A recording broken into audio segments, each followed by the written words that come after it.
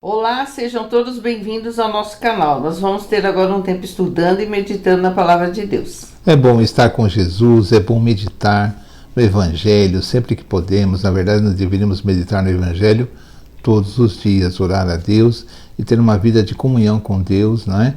É muito importante. Então vamos orar, amém? Amém. Segundo Coríntios, capítulo 6, do 3 ao 11. Não damos motivo de escândalo a ninguém, em circunstância alguma, para que o nosso ministério não caia em descrédito.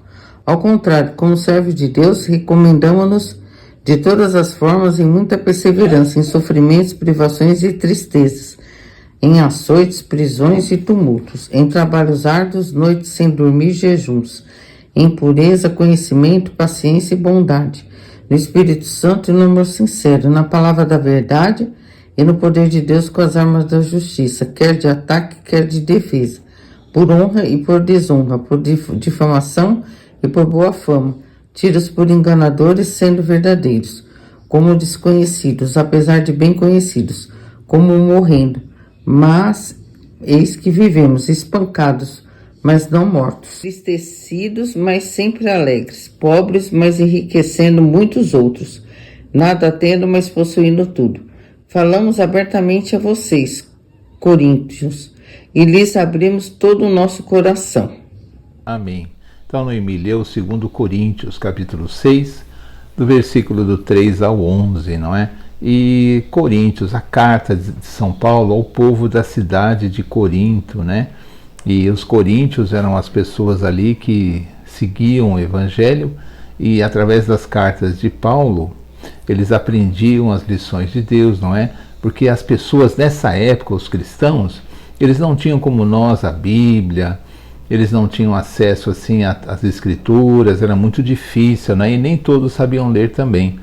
Então as cartas de Paulo escrevia as cartas e era motivo de estudo por muitos anos, não é? Porque Paulo era um ministro de Deus, e ele diz assim aos Coríntios no versículo 3, não é? Que ele não dava motivo nenhum de escândalo para que o ministério dele não fosse censurado, não fosse criticado. O que quer dizer isso? Ele tinha uma vida muito correta, ele não dava motivo que ninguém falasse do ministério, a não ser que fosse uma mentira, não é? Mas falando a verdade, ninguém poderia censurar o ministério dele, por isso ele não dava motivo de escândalo. Ele procedia sempre da forma correta. Ele falava assim, como ministro de Deus, ele era um ministro de Deus, né? Ele trabalhava para Deus.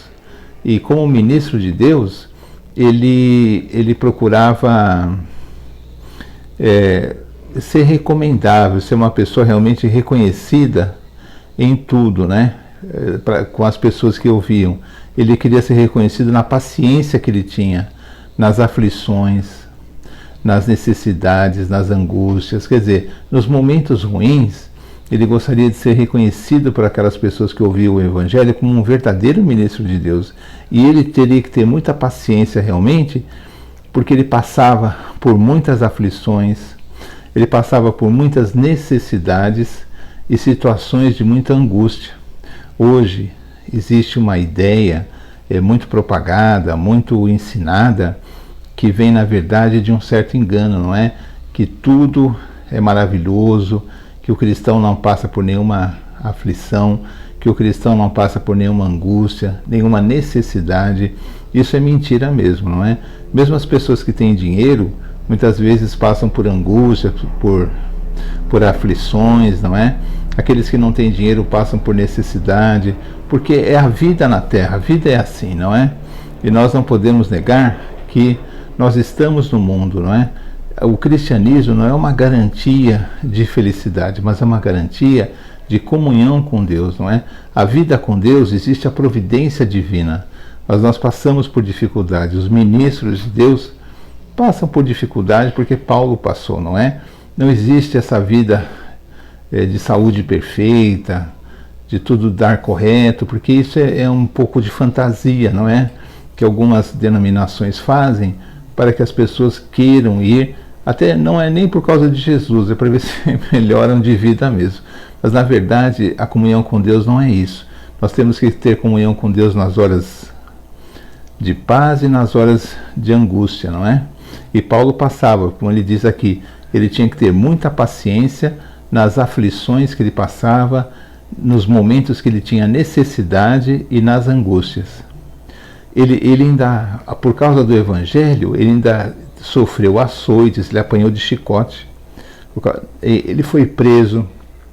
Então ele fala assim, nos açoites, nas prisões, nos tumultos, quer dizer, aquelas confusões, porque a igreja era perseguida pelas autoridades então da época, os soldados, né, os governadores, e as pessoas apanhavam, eram presas, havia tumultos. E ele ainda falava assim, nos trabalhos e nas vigílias, e nos jejuns. Além de ele fazer jejum, ele ainda tinha vigília, trabalhos, era um ministério muito difícil, e hoje a maioria dos ministérios até é ajudado, não é?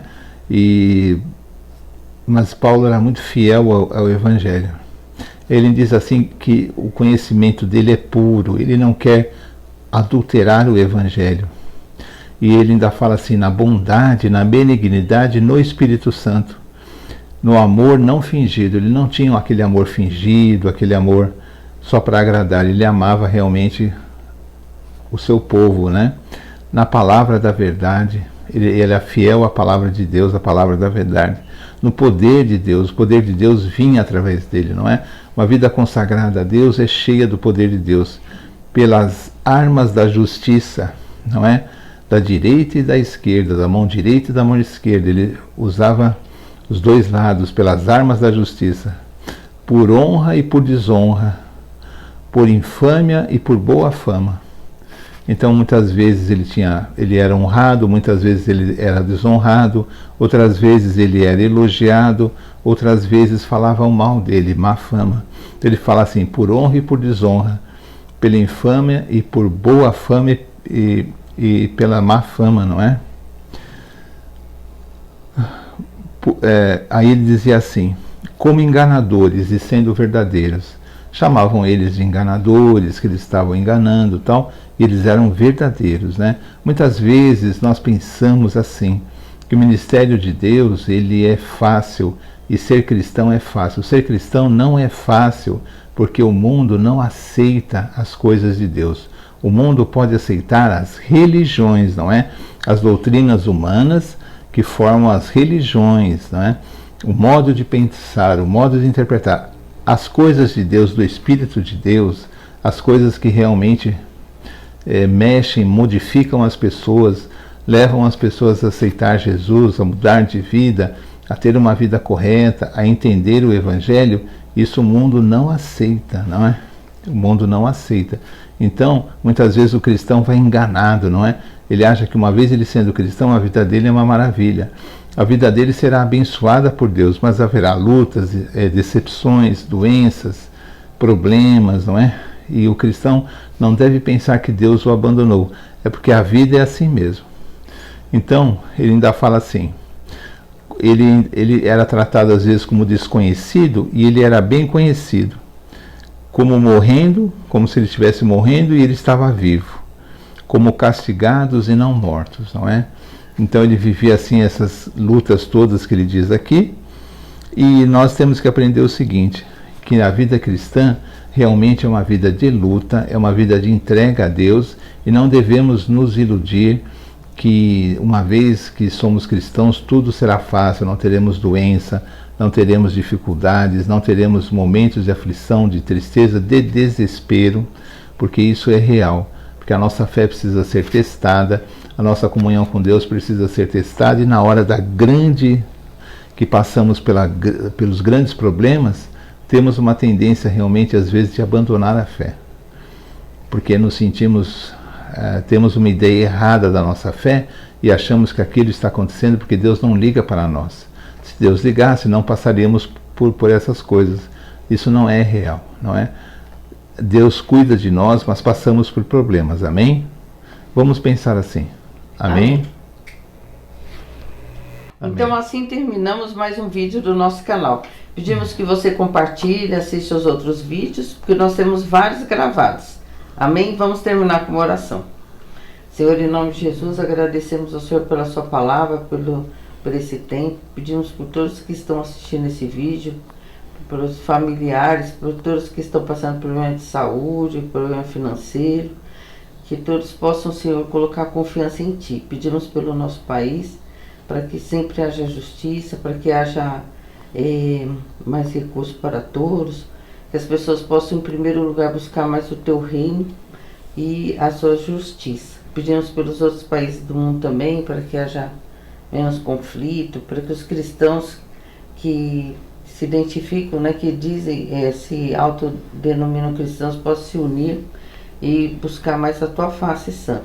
Muito obrigada por tudo, em nome de Jesus. Amém. Amém. Então, até o próximo vídeo, se Deus quiser. Tchau, tchau. Tchau.